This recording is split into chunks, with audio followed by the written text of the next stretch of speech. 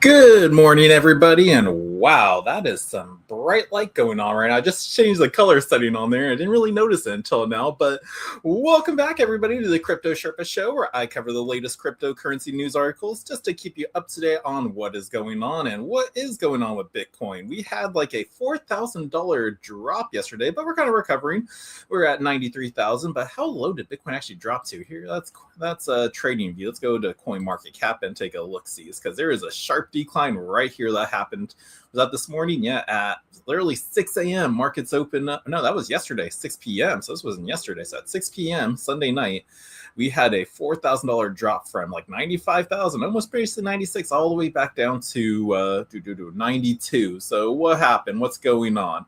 Well, there's of course fears of not that one. Let's see, not that one either. That's what's going on this week. But yeah, Bitcoin slides as trade wars fears resurfaced, and Bitcoin fell sharply after President Trump unveiled fresh 10% tariffs on the multiple European nations, stoking fears of EU retaliation and a broader trade war.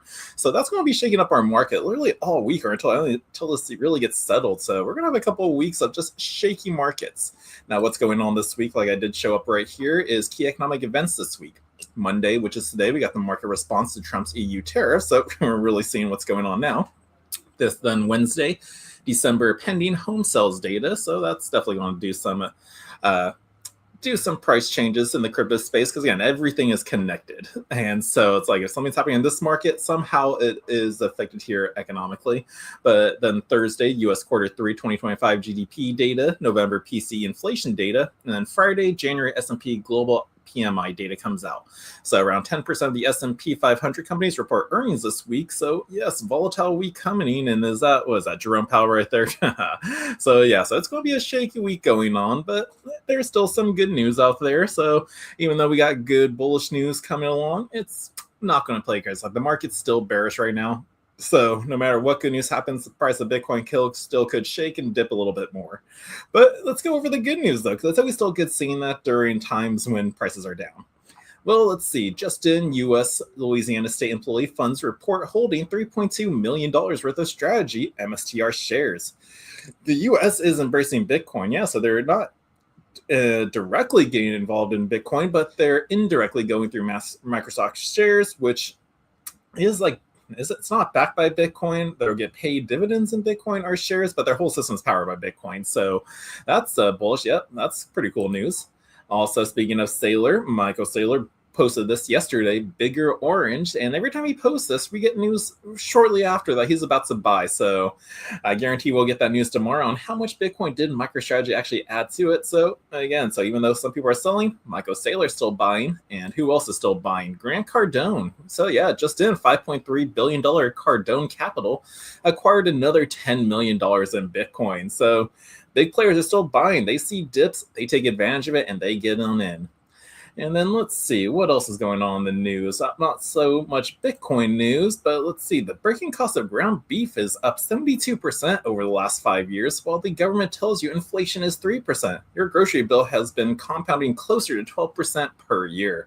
So yeah, this is why we're in Bitcoin, to help fight against inflation and prices. Like Bitcoin does go up over time, but our food keeps going up. And yeah, beef is, that price is accurate, around like the 675 range. If you look over here for a pound of ground beef, Tyson's 565, Tyson ground chuck 683, all natural 747. So beef prices keep getting more and more pricey. Luckily, if you want to try to stifle against that inflation for beef, we do have a program at the Bitcoin Ben Crypto Club / Private Key Clubs out there for the beef initiative. Buy a whole year's supply of beef and not have to worry about inflation. So if you want to check out that program and many of our other programs, go to bitcoinben.io or give us a call or text at 941-413-8080. But let's go back into the Bitcoin news. Like, what's going on? We're on the beef bandwagon. And remember that one company that started accepting Bitcoin? It was a famous restaurant. They sold burgers, and did they sell steak? No, but steak's in their name. So Steak and Shake claims $10 million boost to its Bitcoin reserve from BT sales since it started. So Steak and Shake is winning right now. So let's hear what they announced since they started accepting Bitcoin. The company began accepting Bitcoin as a method of payment in May of 2025, following hundreds of store closures between 2018 and 2025. And this is almost like a similar path that we're seeing now with MicroStrategy. Like he started collecting in 2020. MicroStrategy was not doing too hot. And once he made that switch, everyone's talking about it now. And now we're getting the bullish side of the news from Steak and Shake on how just accepting Bitcoin has been successful for them. So let's go through this article and hear a little bit more about it. So Steak and Shake, a fast food restaurant chain that accepts Bitcoin payments at its stores, announced on Friday that its BTC corporate treasury grew by $10 million in a notional value. The company did not disclose how much Bitcoin it holds, nor whether the increase reflects price appreciation. But customers' payments converted to Bitcoin or additional treasury purchases, all Bitcoin sales go straight into the strategic Bitcoin reserve. Now, the company said adding the adopting Bitcoin as a treasury asset has led to a flywheel effect that increases same-store sales, which in turn grows the company's Bitcoin cash. Now, in May of 2025, the company announced it would start accepting Bitcoin as a method of payment at all its locations worldwide in a phased rollout. And here is that tweet about Steak and Shake announcing this surge in their treasury that's been doing great. But 8 months ago today, Steak and Shake launched its Burger to Bitcoin transformation. When we started accepting Bitcoin payments, our same-store sales have risen dramatically ever since all Bitcoin sales go into our strategic Bitcoin reserve. Now, today, we increased our Bitcoin exposure by $10 million in a notional value. So they're not giving us the exact number, but it is around there. Now, we have created a self-sustaining system, growing same-store sales that grow the SBR and improving food quality, expands Steak and Shake's reach, and leverage Bitcoin into a new and delicious dimension. And yeah, this is very great news. And Steak and Shake's not going to sell it because, like, why would they convert back into fiat? They just finally acquired an actual leverageable asset on their balance sheets legally. So they're going to keep adding it, just like how MicroStrategy, anyone who's accepting Bitcoin is because now they have leverage. If they hold fiat, it's not leverage. You can't leverage that. But if you have an asset, you could. So that's pretty cool. But the Bitcoin community has celebrated the announcement, with many sharing their Steak and Shake receipts showing payments in Bitcoin. I did that one time. Back in November 2025, the company announced its expansion into El Salvador, a country known for its pro-Bitcoin policies. Now, Cointelegraph reached out to Steak and Shake, but did not receive a response by the time of this publication. And the company's decision to accept Bitcoin for payments showcases the growing adoption of Bitcoin payments by businesses, bolstering Bitcoin's use as a medium of exchange rather than simply as a store of value asset or a speculative financial instrument. Now, Steak and Shake's grows same-store sales and Bitcoin treasury in 2025. Let's take a look at this chart. Now, Steak and Shake's quarter-over-quarter same-store sales rose by 11% in quarter two of 2025, which it attributed to its adoption of Bitcoin. Then the quarter three 2025 same-store sales increased by 15%, according to the Steak and Shake, beating out industry competitors including McDonald's, Domino's, and Taco Bell. So they are really leading it. So, I didn't see those negatives on this chart at first. But yeah, Steak and Shake's leading in 15% growth. Taco Bell only had 7%, Domino's 5.2%, Potbelly 3.2%. I'm seeing them pop up more here in Florida. Burger King's at 3.2%. Kentucky Fried Chicken, that one was obviously going down. They just had to shut down here. McDonald's 2.4%. Chipotle 0.3%, and Starbucks just breaking even, no change at all. But then we have some stores in the negatives right now. El Pollo Loco, which they don't have any here in Florida, West Coast company, Pizza Hut, Popeyes, Papa John's, Wendy's, Jack in the Box, and Sweet Green are showing negatives in store sales. But the company's decision to adopt Bitcoin followed the closure of 230 of its stores between 2018 and 2025. Now, Steak and Shake's locations inside the U.S. peaked at 628 in 2018, but declined to 394 by 2026. According to data from Scrap Hero, more companies should adopt Bitcoin as a financial buffer, and Bitcoin investors and financial accountant Rajah Soni said in a response to Steak and Shake that if they do this, they will find it much easier to succeed because their Bitcoin is like a backstop. I think most businesses fail because they aren't in the market long enough, but Bitcoin extends your financial endurance, he added. So by holding Bitcoin, there was always that saying, like, if a company doesn't survive 1 year, it doesn't never survive the first year or the first 2 years before they go under. If they have Bitcoin as a strategy in it, it could extend that time span to give them the endurance they need to get to that level, that peak level. What's like, okay, we're no longer in the negatives. We're now on the profit side. Now we can just continue it on. So yeah, so a lot of these companies, especially I say Wendy's, since they're the ones in the 4.7% negative in sales, I've seen like at least 3 of them close down here in Florida. There's not so many Wendy's in California. Like in the hometown, there's really just like 1 or 2 within the 2 cities I lived in. So like Wendy's is going down. So if anything, they should be the ones to pick up a Bitcoin strategy like Steak and Shake. I need to try to get in contact with the Steak and Shake guys. I need to know exactly how did they do it for starting their business up to accept Bitcoin, like what provider they used. Did they build the tech themselves? Like I've used their machine before. It runs on the Lightning Network. So it's like, I really want to know exactly what was their step-by-step process so we can start educating even more businesses if they want to do it the Steak and Shake way. But there's still many other options. Like Square alone started rolling out, like any Square merchant can accept Bitcoin now and have their choice if they want to still accept fiat and then convert a portion of that to Bitcoin, or accept Bitcoin and then choose if you want to convert part of it into Bitcoin, the other into fiat. So there's different ways to do it. So I would really love to know Steak and Shakes. But way to go, Steak and Shake, for claiming $10 million in your reserves. That's awesome. Because again, you guys started like 8 months ago. Nuts. But yeah, so that's our Steak and Shake news and their Bitcoin reserve. Now let's continue on with, let's stay on the food topic still a bit. Also continue on with Bitcoin. This next article is going over how Bitcoin mining heat is being tested to warm Canadian greenhouses. So can Bitcoin mining heat and grow food? A Manitoba pilot explores using crypto servers heat to cut greenhouse energy costs and emissions. So, okay, let's see if it's going to play out or work. But Bitcoin mining faces criticism for consuming large amounts of electricity and generating significant heat. Now, that is typically treated as a waste and must be cooled or removed. Now, in colder regions, the heat is now being tested as a potential useful byproduct. Now, in the province of Manitoba, Canada, a pilot project is examining whether heat produced by Bitcoin mining can be reused to support greenhouse farming. Integrating Bitcoin mining with greenhouse agriculture offers a practical way to repurpose heat generated during the mining process. Now, this guide discusses just the Manitoba pilot project and explores how thermal waste from digital infrastructure can be reused. It also outlines how improving thermal efficiency may help reduce Bitcoin mining operating costs, while also discussing emerging mining integrated heating models and their limitations. Now, repurposing the thermal waste from digital infrastructure. So Bitcoin mining relies on specialized equipment that performs a large volume of calculations to secure the network and confirm transactions. Now, this continuous process generates substantial heat similar to data centers, but often at a higher power density. Now, traditionally, miners use fans or cooling systems to remove this heat. In colder climates, they create a paradox. Electricity is used to generate the heat, and then the additional electricity is just consumed to dissipate it.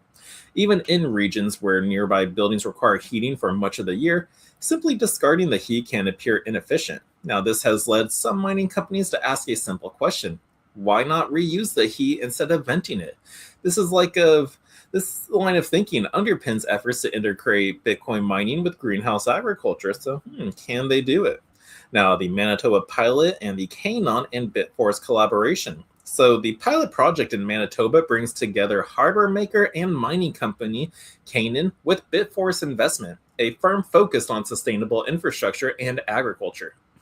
Now, the the project operates at a 3 megawatt of mining capacity and is planned a 24-month proof of concept. Now, its goal is not only to demonstrate the technical feasibility, but also to collect the data that can help determine whether the model can scale to larger agricultural or industrial applications. So instead of just a typical air-cooled mining machine, the system uses liquid-cooled servers from Canaan Avalon series, and around 360 mining units are then installed and connected to a closed-loop heat of exchange system that transfers heat into the greenhouse water-based heating infrastructure. So rather than fully replacing existing heat systems, the mining heat is then used to preheat incoming water. This can reduce the energy required from conventional boilers, particularly during colder months.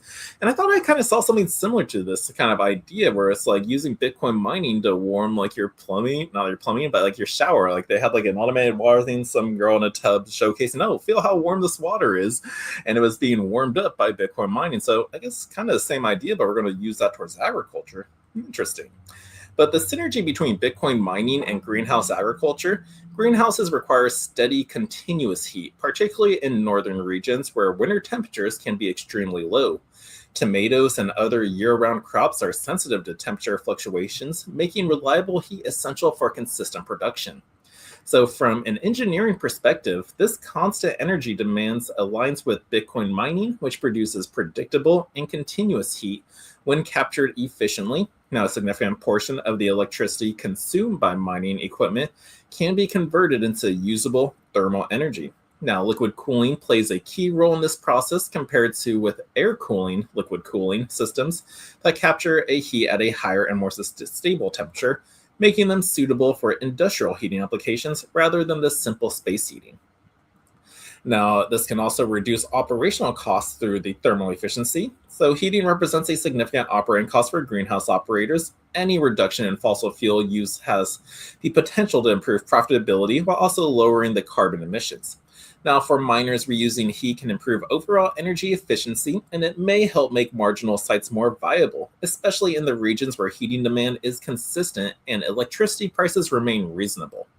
Now, this is why heat recovery is attractive interest beyond just agriculture, including applications in home heating, industrial dyeing, and district heating networks. While the heat reuse does not eliminate mining energy footprint, it can significantly improve how efficient that energy is used. And I think also in Canada, they were testing, like some city out there was testing out like using mining heat to mine their city pools in the public system. So yeah, like everyone's thinking like, how can we really like use the entire buffalo when we're mining Bitcoin? So we're mining the Bitcoin, we're using energy, it produces heat. How can we use that heat now to like get it? So there is many cool, like just, I don't know, I love the many different things you can do with Bitcoin and the mining that comes with it. But the new operational models in digital mining right now, the Manitoba Initiative is not an isolated case across the sector. Operators are testing different ways to reduce costs and improve community relations as mining complexity and industry competitions have increased in recent years. Now, some mining companies have reallocated operations closer to renewable energy sources, such as hydroelectric dams, wind farms, and solar plants. Others developing modular facilities designed to make use of excess energy production. Heat reuse adds just another layer to the strategy, positioning miners as partners in local infrastructure rather than standalone industrial sites. Now, this approach also mirrors trends in modern data centers design where waste heat recovery is increasingly incorporated into the urban planning, particularly in the colder European cities. And yeah, so I got miner operations like looking to like relocate to this more energy efficient or renewable energy sources out there. Like that was always a big debate. Like because Bitcoin takes so much energy, it's like that's bad for the environment. But in the end, Bitcoin moves to the cleaner and most efficient energy. And when when that's possible, they do it. So whether it's a wind, solar, water, flare gas technology, they're going to move to the cleaner and cheaper option to mine Bitcoin. So that's why also another reason why I love Bitcoin. But establishing a replicable model for cold climates with the heat recovery, how are they going to do this? So Canaan's primary goal is not just to heat a single greenhouse, but to develop a model that can be applied in other cold climate regions. So it involves gathering operational data on the heat capture efficiency, reliability of liquid cooling mining systems, the reliability of liquid cooled mining systems, integration with existing greenhouse heating equipment, maintenance and operational complexity, and then the overall cost and savings compared with conventional heating. So the economics prove sustainable over time. Similar systems could be deployed in northern US states, parts of Europe, and other agricultural regions that rely heavily on heated greenhouse. So again, this is a pilot to capture data. You really can't do anything without data. It's like, let's go do this. And then down the road, you try to replicate it. It's like, well, where's the data? Did it work? Did it not? So it's like, this is all about just capturing data right now to see where else this can be implemented. But there have been some limitations of mining integrated heating. So despite its potential, waste heat reuse is not a solution for every situation. The upfront cost of liquid-cooled systems and heat exchange equipment is higher than the standard mining setups. Without steady long-term heating demand, these costs may be justified. Now, not every location has suitable nearby partners that can use the heat efficiently because heat cannot be transported over long distances without significant losses. And close proximity between mining facilities and heat users is required. So it is a little road bump there. Now, farming operations depend on reliable uptime, and any interruption in mining could affect heating consistency, so backup systems must remain in place. And then heat reuse does not address a broader question about energy sources. The environmental benefits are greater when mining operations rely on low carbon electricity. Now, why this matters for Bitcoin's long-term story? Bitcoin's energy debate has increasingly shifted from total consumption figures to how and where that energy is used. Projects such as Manitoba Greenhouse pilots suggest that the mining infrastructure can be designed to align with local energy and heating needs rather than compete with them. Now, if these models demonstrate commercial viability, they could help position mining as a part of a regional energy system. Now, Bitcoin mining would no longer appear as just an isolated digital sector, but as an infrastructure layer that supports other economic activities. So whether integrating heat becomes mainstream, it will depend on engineering performance, cost trends, and long-term reliability. So many things that are possible with Bitcoin. We're doing the data to test out to see if this is viable. And yeah, we're going to let you know what the final results are. But right, so that is how Bitcoin mining can be heating testing. I actually didn't vet that article, so it's a little bit longer than I was hoping it would have been. But hey, it's always good getting the news and what's going on. Now, let's see what else is going on. Let's continue on with Bitcoin mining. I guess down in Ethiopia, the prime minister announces Bitcoin and crypto mining plans. So let's hear what he has in mind. So here we go. This one's coming from CoinGate.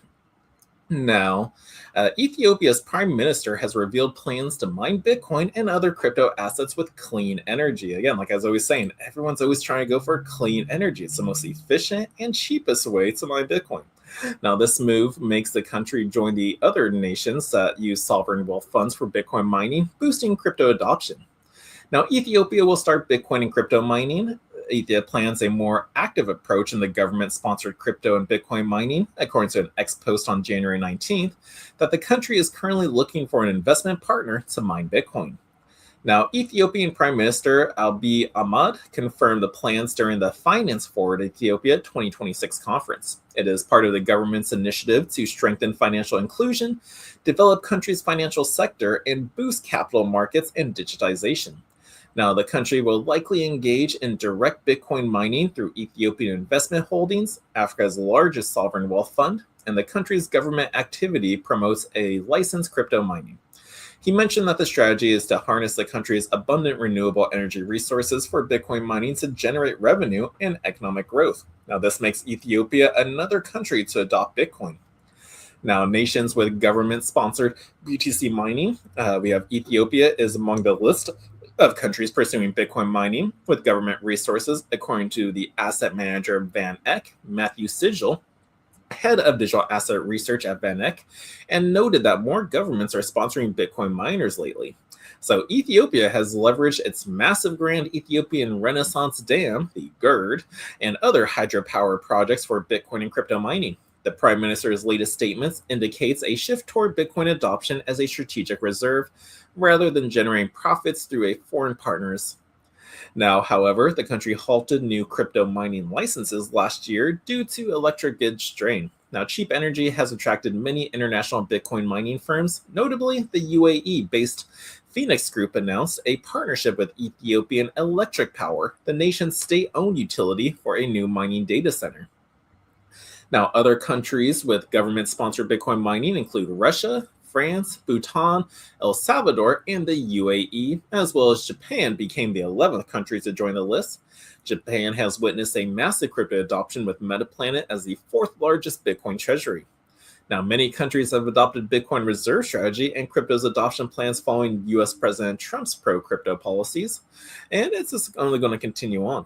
So Ethiopia is planning a partnership to continue its renewable energy, or is planning to use its renewable energy resources to partner with a miner out there company to start mining Bitcoin to add to their treasury. So pretty to go. So again, adoption's happening everywhere. And again, we're just keeping more and more news about this government's making a partnership with this miner, or this country is starting their strategic reserve, or this company is just started accepting Bitcoin for payments. It's like there's so much bullish news going on. It just sucks that we're in a bearish market right now because no matter all this good news, price is still probably going to dip a little bit until we can make a change. And when's that change going to happen? Let's see. Probably not until the 200-day moving average does make a change. Now here I've been on Tech's Bull Mania chart. Like our 200-day moving average is 57,000. So it's going up. So in the time, like as we continue going further, the 200-day average is going to continue to increase, and eventually we will catch up to our 50-day moving average. But right now we're just back at the support level for 92,000 with Bitcoin. And again, it's kind of rocky territory. It doesn't really matter what news comes out. I think it's more bullish. It's just more bullish if you keep seeing like, okay, more Bitcoin ETF inflows, more big time players still just gobbling up Bitcoin, or just institutions just slowly just indirectly getting exposed to Bitcoin as well. Now, what's not going to do it is having a 24/7 blockchain trading platform stocks. That's great adoption news, but this is what the NYCE has been developing. So the platform remains subject to regulatory approval and would mark a cautious step towards on-chain markets. So let's go over to this next article leading into that. So yeah, that's all my Bitcoin news I have for you today, but let's hear what the New York Stock Exchange is up to with trying to tokenize stocks. So the New York Stock Exchange is developing a new platform to trade tokenized stocks and exchange-traded funds, part of a broader effort to modernize market infrastructure using blockchain-based settlements. Now, on Monday, the NYC and its parent company, the Intercontinental Exchange, ICE, announced the development of a new platform with 24/7 trading and instant settlements. Now, combining the company's pillar matching engine with blockchain-based post-trade systems, including multi-chain support for custody and settlement, subject to regulatory approval, the platform is intended to underpin a new New York Stock Exchange trading venue for tokenized securities, including stocks and ETFs issued in digital form. Now, under the proposal, trades could be funded and settled in real time using stablecoins rather than the one-day settlement cycle currently used in U.S. equities markets. Now, tokenized stocks are shares of traditional company stocks minted on the blockchain ledger, offering investors exposure to stock prices with the advantage including 24/7 accessibility and fractional ownership. Now, the NYCE has sought to extend trading hours to 22 hours on weekdays to address the global demand for U.S. equities. In October 2024, it announced plans to file with the U.S. Securities and Exchange Commission for extended trading. Now, the tech-focused NASDAQ exchange also announced plans to incorporate 24-hour trading on weekdays, and that was reported to Cointelegraph in March of 2025. Now, the New York Stock Exchange seeks fully on-chain solutions for settlement trading infrastructure. The tokenized securities platform is part of the ICE's broader digital strategy, which includes the building of clearing infrastructure and support for 24/7 trading and the potential integration of tokenized collateral. Now, ICE is working with banks, including BNY and Citibank, to support tokenized deposits across its clearinghouses to help members manage money outside of the traditional banking hours. Now, for more than 2 centuries, the New York Stock Exchange has transformed the way markets operate, said Lynn Martin, president at the New York Stock Exchange Group. Now, he said, we are leading the industry toward fully on-chain solutions grounded in the unmatched protections and high regulatory standards that position us to marry trust with the state-of-the-art technology. Now, ICE operates 6 clearinghouses around the world, including the world's largest energy clearinghouse and credit default swap clearinghouse. The company's vice president of strategic initiative, Michael Blogrund, called supporting tokenized securities a pivotal step in the firm's strategy to operate on-chain market infrastructure for trading, settlement, custody, and capital formation in the new era of global finance. So that's cool that they're building that. They're getting into the blockchain tech, but again, it's still Wall Street, right? But again, it has to happen here. Like to really like to incorporate real world assets into the world, we need the companies to incorporate. Like any Joe or Jane out there can like tokenize their car or their house out there, put it on some blockchain. But again, unless it's in actually like what the other places actually store the lease and title, unless like they're the ones actually doing it because they're the ones that need to keep track of it. Like it's just an NFT that, yeah, it's on it. It's like there's no control tracking of it. Like we need the big guys to really make it to really put this into place. So that side kind of does have to get, it could be decentralized, but it kind of has to be centralized for it to work in our system. But yeah, so this is what's being developed right there. So the uncrypto blockchain side is slowly, still but surely coming in. It does seem like it's coming faster. So I'll give you more news on this New York Stock Exchange and its blockchain and how it's going to work once it comes out. Because once it comes out, I'm definitely giving it a try. I got to play around with everything crypto just because I don't want to miss out on it.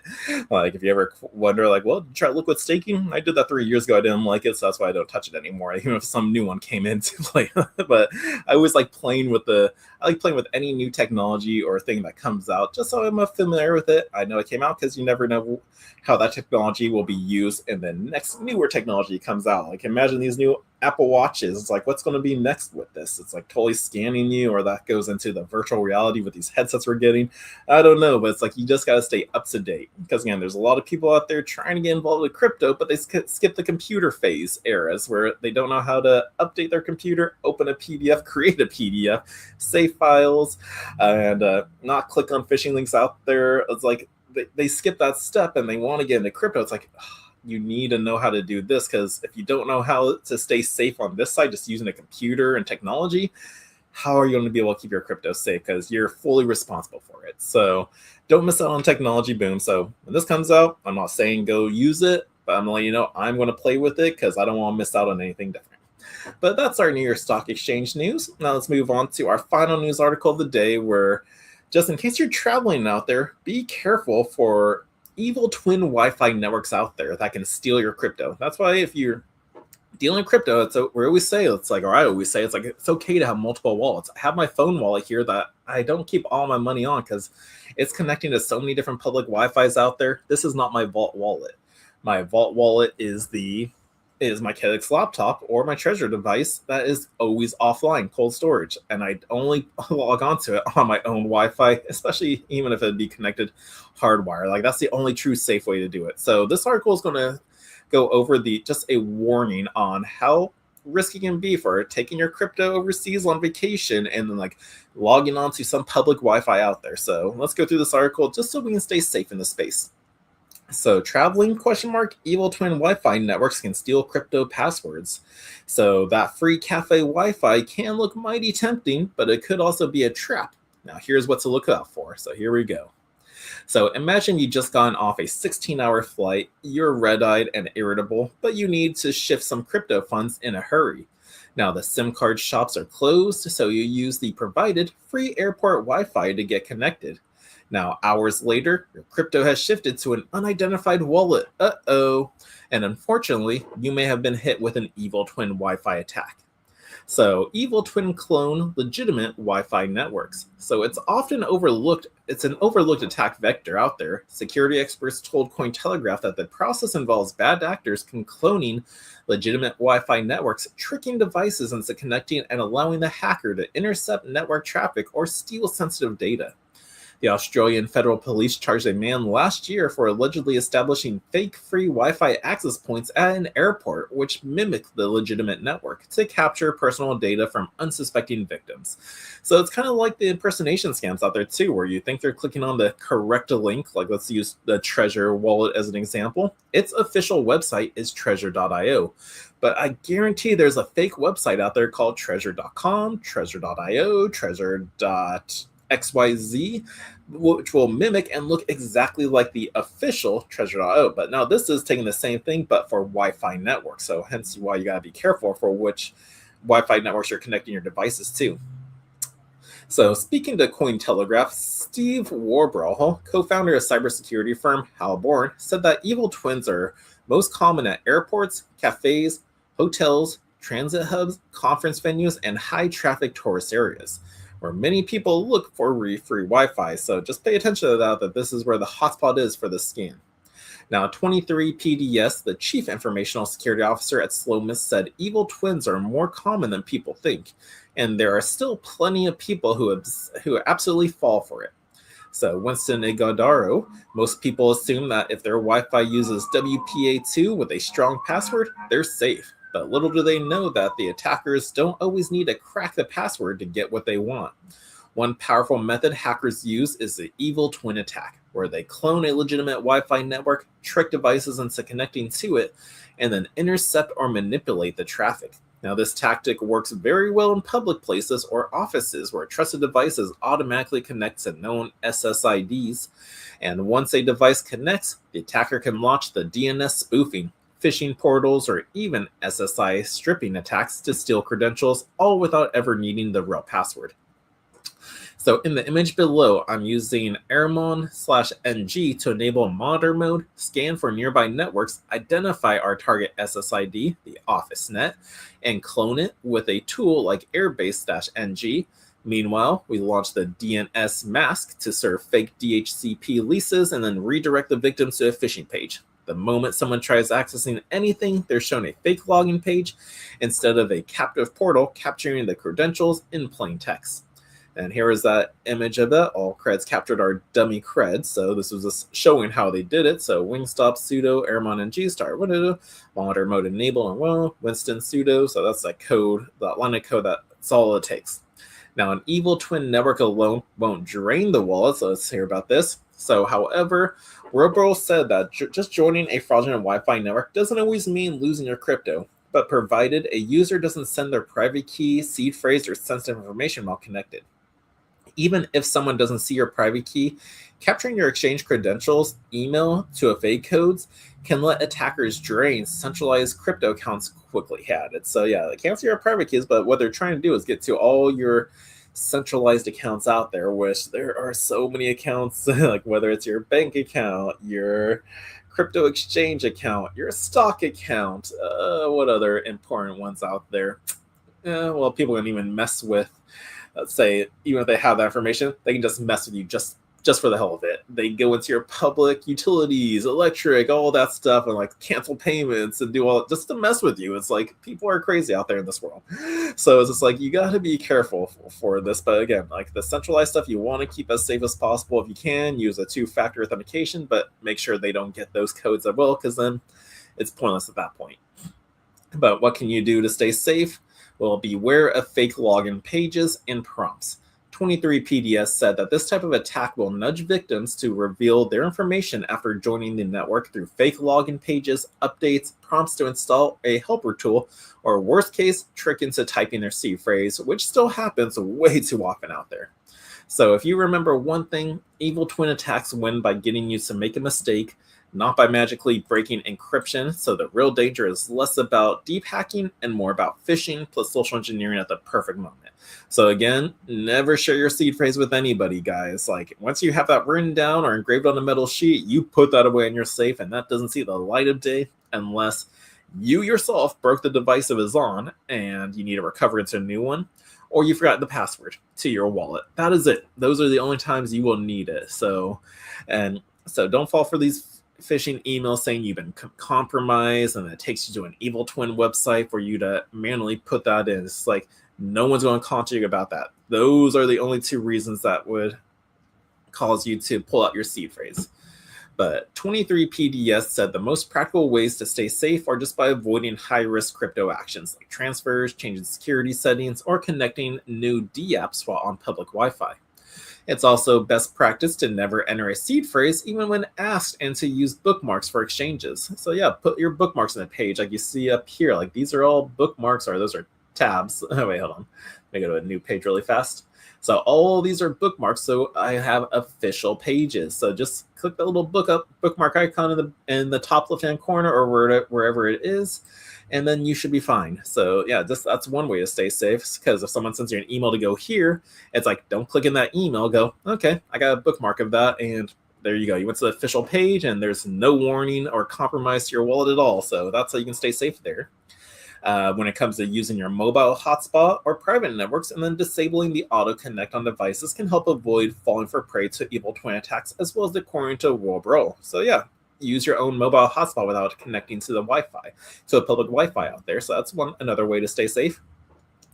But however, there is still no other option but to use a public Wi-Fi. A trusted VPN should be used to encrypt traffic, while one should only join networks verbally confirmed by a venue staff member as being legitimate.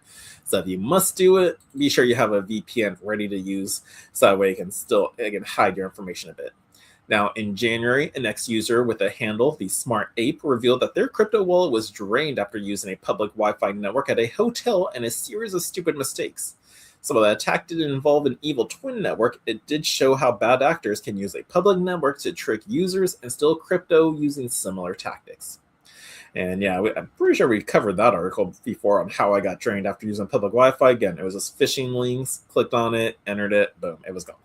But other security tips for crypto while traveling. Kraken security chief Nick Percoco sounded the alarm in June about the lack of security awareness at crypto events such as conferences. 23PDS said that a good approach to protecting your crypto while traveling is to adopt a simple 3-layer setup. Don't touch your main holdings while out. Create a separate travel wallet with a limited amount of funds, hence my phone wallet, and then use a small unconnected hot wallet for daily use payments, small swaps, or minor de-app interactions. So if your phone gets stolen, you click a bad link or something goes wrong, your downside is limited. So again, it's okay and smart to have multiple wallets out there just to help protect you from this when you're outside in the real world. You don't want to be using your main wallet in public at all. You want a special wallet for your phone, hot wallets to do other trades, small stuff out there, or payments. So yeah, so that's how you can stay safe out there. And again, don't click on any links, bookmark pages that you know of. So that way, if an email comes in or a message, you won't click on any links in there. You go to the official one you already have bookmarked because you know that's legit. But stay safe out there, guys, when traveling and just in general, too. Just when you're connecting online to public Wi-Fi places, keep your information safe. But that is it for all the news today. Yeah, well, this went on for quite some time. Thought I didn't have that much news to cover today, but it looks like I did. Bitcoin's still holding at 93,000 right now, kind of making its way back up. Let's take a look at our fear and greed index. And of course, yes, we're going back down. So we're being pushed back down to the 45 in neutral territory, almost in fear territory. But hey, when we're in fearful territory, that's our time to buy. But when we're in greedy, we gotta be a little bit cautious. And let's take a look at trading views technicals too. Do I understand it? No, but I like knowing if it's a buy or sell. Or neutral. So yeah, everything is neutral right now. Moving average is neutral, Oscars are neutral, and summary neutral. And then the breakdown of all that data right there. And again, I'm a trader, day trader, so I'm not looking for like little changes that can cause the price to go up or down. But hey, if you need that information because you're a trader, check out tradingview.com and also use Ivan on Text Bull Mania. Like that, I love this site to see the moving day averages. What else does he have? Like there's so much information on here. Let's be you have performance year by year with the Bitcoin charts you can compare it to. So this is also a great source of information. But that is it for the news, guys. I hope everyone's having an awesome Monday. Happy Martin Luther King Day. And yeah, banks are closed. I didn't even get to show this. Banks are closed today for Martin Luther King Jr., but Bitcoin never takes a holiday. Neither do I, apparently. We are open 24/7. So everyone, enjoy your day off if you did get one. And I will see you tomorrow with some more crypto news. So take care, guys. Peace. Love ya.